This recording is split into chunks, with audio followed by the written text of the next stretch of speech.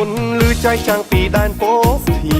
មន្ត្រីอบពចំនួន225រូបចូលរួមសង្កេតការប្រឡងប្រជែងជ្រើសរើសមន្ត្រីក្របខ័ណ្ឌចំនួន3ក្រសួងស្ថាប័នជាតិឈានពោះបន្តទៀតដើម្បីកម្ពុជារុងរឿងរយៈពេល3ថ្ងៃពីថ្ងៃទី29ទី30និងទី31ខែឧសភាឆ្នាំ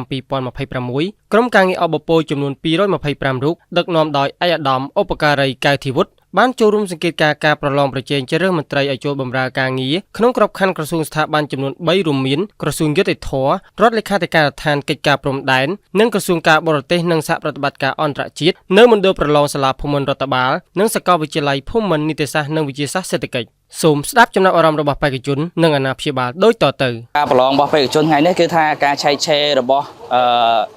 អន្តរជាតិគាត់ឆែកឆេរហ្នឹងគឺពិតជាឆែកឆេរបានលំអិតចំពោះពាក្យស្លោករបស់សម្ដេចបបរធិបតីអ្នកចេះគឺជាប់គឺពិតជាត្រឹមត្រូវ 100% មែន ACU ក៏ចូលរួមគឺមានភាពកក់ក្ដៅមួយថាវាជាលក្ខណៈបង្ហាញភាពសុក្រិតយុត្តិធម៌អ្នកណាចេះអ្នកនឹងជាប់ការបង្ហាញខ្លួនរបស់អង្គភាពប្រឆាំងអំពើពុករលួយបាននាំមកនៅដំណាភាពនិងភាពត្រឹមត្រូវនៅក្នុងការប្រឡងបេក្ខជនគ្រប់រូបដែលចូលក្នុងការប្រឡងនេះគឺមានសិទ្ធិស្មើគ្នាក្នុងការប្រឡងដោយមិនមានការសោកប៉ាន់ឬក៏អំពើពុករលួយអីនៅក្នុងនឹងឡើយការចូលរួមរបស់ ACU ពិតជាមានសារៈសំខាន់ណាស់សម្រាប់បេក្ខជននីមួយៗដោយសារតែការប្រឡងយើងទាមទារឲ្យមានសុក្រិតនិងយុត្តិធម៌សម្រាប់បេក្ខជននីមួយៗគុណធិបតេយ្យតម្លាភាពយុត្តិធម៌បរិយាបន្ននិងប្រសិទ្ធភាពជាគោលការណ៍គន្លឹះសម្រាប់ការរៀបចំការប្រឡងប្រជែងជ្រើសរើសមន្ត្រីឆ្ការដឹកនាំនិងរៀបចំដោយក្រសួងមុខងារសាធារណៈដែលមានឯកឧត្តមហ៊ុនម៉ាណីឧបនាយករដ្ឋមន្ត្រីក្រសួងមុខងារសាធារណៈជាប្រធានគណៈកម្មការរៀបចំការប្រឡងប្រជែង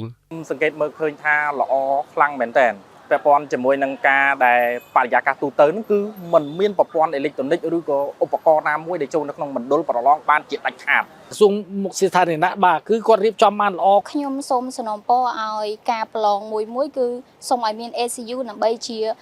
ការជួយពិនិត្យមើលបេក្ខភាពប្រឡងក្នុងមណ្ឌលមិនថាការប្រឡងអ្វីក៏ដោយព្រោះពួកគាត់ដើរតួយ៉ាងសំខាន់ខ្លាំងមែនទែនក្នុងការប្រឡងរបស់បេក្ខភាពមួយក្នុងការជួយបេក្ខភាពឲ្យមានភាពស្មើគ្នាមានតម្លាភាពចេះគឺជាប់តើខ្ញុំធ្លាប់ចូលរួមការប្រឡងប្រកួតប្រជែងប្រឡងកន្លងមកខ្ញុំគិតថាពាក្យសារនេះពិតជាត្រូវមែនតើគឺជាប់ដោយមោទនភាពយើងធាក់ដោយអស់ចិត្តមែនតើបងចំពោះពាក្យឆ្លោតខ្ញុំយល់ឃើញថាល្អអ្នកចេះគឺជាប់ខ្ញុំមានជាការទុកចិត្តជាខ្លាំងក្នុងការប្រឡងប្រជែងដោយសារតែមាន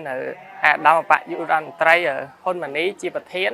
ក្នុងការដឹកនាំការប្រឡងប្រជែងនេះបន្ទាប់ពីការចូលរួមសង្កេតការប្រឡងជ្រើសរើសក្របខ័ណ្ឌក្រសួងយុតិធធម៌រដ្ឋលេខាធិការដ្ឋានកិច្ចការព្រំដែននិងក្រសួងការបរទេសនិងសហប្រតិបត្តិការអន្តរជាតិក្រុមការងារอบពនឹងបន្តសង្កេតការដំណើរការកំណែស្រង់បូកពិន្ទុរហូតប្រកាសលទ្ធផលស្ថាពរសន្តិភាពឲ្យយើងអភិវឌ្ឍសេវាអភិវឌ្ឍរាជការសេវាកាន់តែប្រពៃសេវាល្អប្រជាសាទរពេកក្រៃដោយគុណតម្លៃមន្ត្រីក្នុងដួងចិត្តរៀង